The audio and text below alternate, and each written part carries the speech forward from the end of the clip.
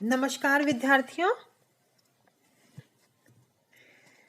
महाकवि भूषण की भूषण ग्रंथावली से कुछ पद हमारे पाठ्यक्रम में लगाए गए हैं, जिनकी हम व्याख्या करेंगे, उनके अर्थ को समझेंगे और उन पदों के आधार पर महाकवि भूषण की विशेषताओं का अध्ययन करेंगे। भूषण ग्रंथावली के पदों का अर्थ करने से पहले हमें महाकवि भूषण के बारे में जानना आवश्यक है। तो एक बार हम उनका परिचय प्राप्त कर लेते हैं। भूषण का जन्म 1613 ईस्वी में हुआ था। स्थान था तिकवामपुर, कानपुर में। इनके आश्रयदाता छत्रपति शिवाजी, पौत्र शाहूजी छत्रसाल बुंदेला, चित्रकूट नरेश, रुद्रशाह सोलंकी।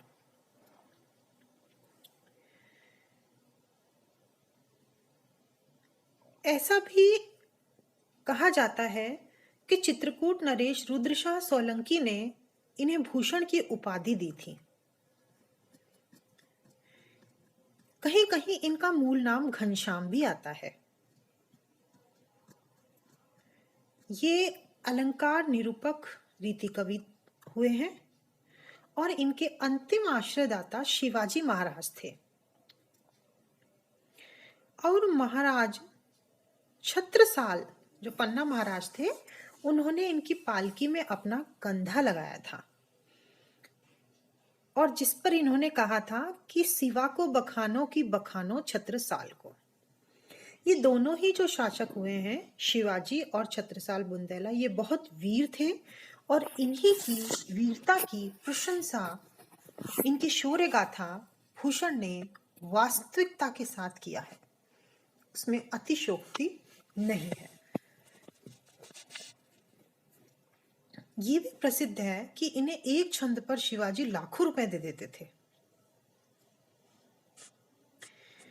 शुक्ल जी ने भूषण की कविता की प्रशंसा करते हुए कहा कि भूषण की कविता कवि कीर्ति संबंधी एक अविचल सत्य का दृष्टांत है।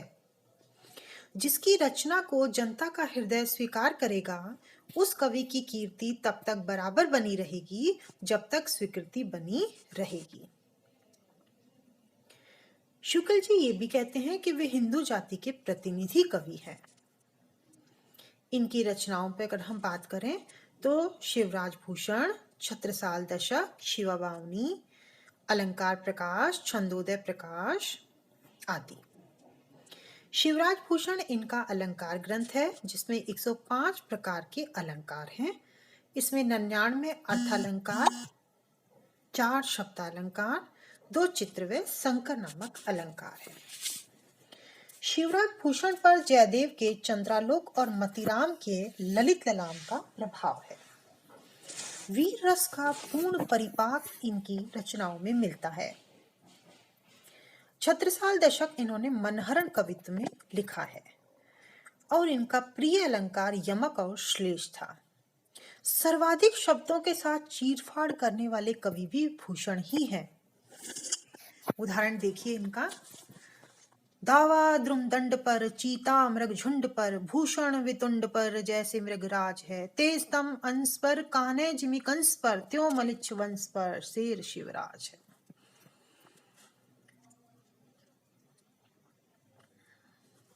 आपस की फूट ने सारे हिंदवान टूटो, टूटो कुल रावण अनीति अति करते। बहुत सुंदर लिखते हैं। शिवाजी की प्रशंसा में वेद राखे विदित पुराण राखे सारियुत, राम नाम राखी आनी रस न सुघर में, हिंदुअन को चोटी रोटी राखी है सिपाहिन की, कांधे में जनेऊ राखे माला राख्यो घर में। और ये पंक्तियां तो बहुत ही इनकी प्रचलित हैं। ऊंचे घोर मंदिर के अंदर रहन वाली, ऊंचे घोर मंदिर के अंदर रहाती है। वास्तव में भूषण के काव्य की अंतर वस्तु तत्कालीन युग और समाज से जुड़ी हुई है। उन्होंने शिवाजी और छत्रसाल जैसे शासकों की प्रशंसा करके जनता में उत्साह का संचार किया और अपनी वाणी में राष्ट्र राष्ट्रीय भावनाओं को अभिव्यक्त किया जो उस समय की महती आवश्यकता थी।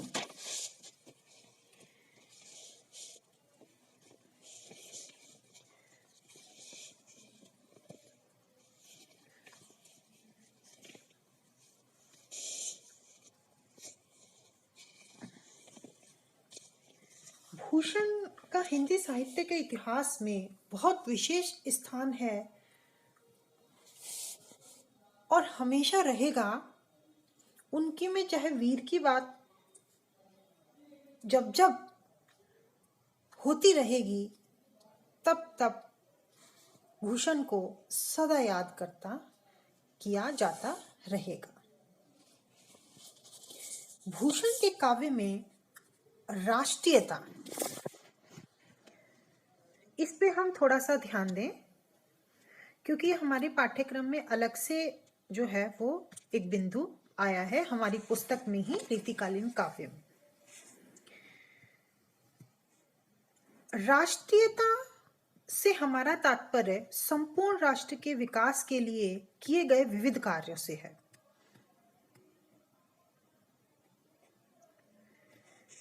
मध्य युग में हिंदू धर्म की व्यापकता के कारण हिंदुत्व की रक्षा को ही राष्ट्रीय कार्य माना जाता था।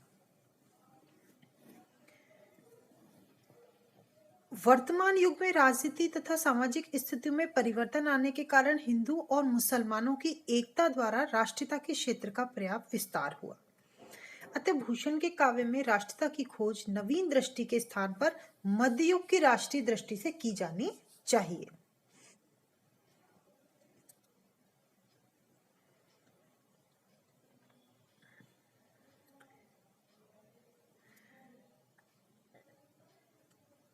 भूषण ने अपने काव्य में हिंदुओं के सामाजिक राजनीतिक विकास की सर्वत्र कामना की। इसी प्रकार उस युग के हिंदुत्व के जो प्रमुख सचेतक महाराज शिवाजी और महाराज छत्रसाल, इनके यश का भी उन्होंने भरपूर वर्णन किया। उन्होंने अपने काव्य में हिंदुओं के सामूहिक कल्याण को आवश्यक मानते हुए विदेशी शासन के भार से मुक्त होने की इच्छा भी प्रकट की। अतः मध्य युग की राष्ट्रीय दृष्टि से हम भूषण के काव्य को राष्ट्रीयता से युक्त मान सकते हैं।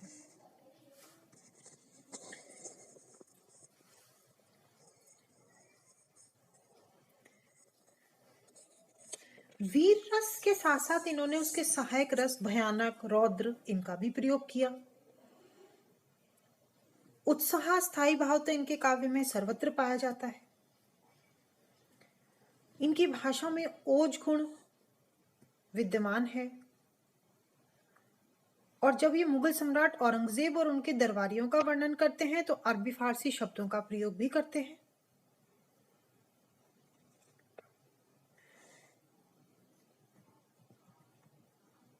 इस प्रकार हम कह सकते हैं कि काव्य शिल्प की दृष्टि हो चाहे भावों की दृष्टि से भूषण का काव्य सर्वत्र ही सफल ही रहा। ये तो हमने भूषण की कविता को लेकर के, भूषण के काव्य को लेकर के एक साधारण सी सामान्य सी जानकारी हमने जुटाई है। महाराज शिवाजी की प्रशंसा में जो एक उत्कृष्ट छंद उपस्थित किया, जो हमारी पाठ्यक्रम में भी है, पुस्तक में आया है, उसको मैं एक बार पढ़ देती हूँ। इंद्र जिमी जंभ पर, बाढ़व सुअंब पर, रावण सदंभ पर रघुकुल राज है। पोन वारी वाह पर, शंभु रतिनाह पर, ज्यों सहस्र भाव पर राम द्विज राज है। दावा द्रुमदंड पर, चीता मृगझुंड पर, भूषण वेतुंड पर, जैसे मृग राज है। तेज तम अंश पर, काने जिमी कंस पर, त्यों मलिच बंस पर, शेर शिव राज है।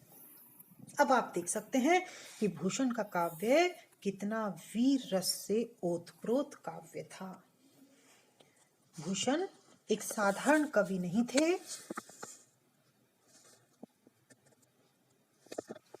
और केवल वीर रस की ही बात नहीं, उन्होंने अलंकार ग्रंथ भी लिखे। अलंकारों के लक्षण, उदाहरण देने में भी उन्होंने प्रतिभा दिखाई। उसके अलावा उनमें अपनी जो है मौलिकता की भी छाप अंकित की। इस प्रकार हम कह सकते हैं कि भूषण एक महान कवि हुए हैं, वीर रस के काव्य का सृजन करने वाले एक ओजस्वी कवि हुए हैं। अब हम भूषण की जो कविताएं हमारे पाठ्यक्रम में लगाई गई हैं वो हम देख लेते हैं।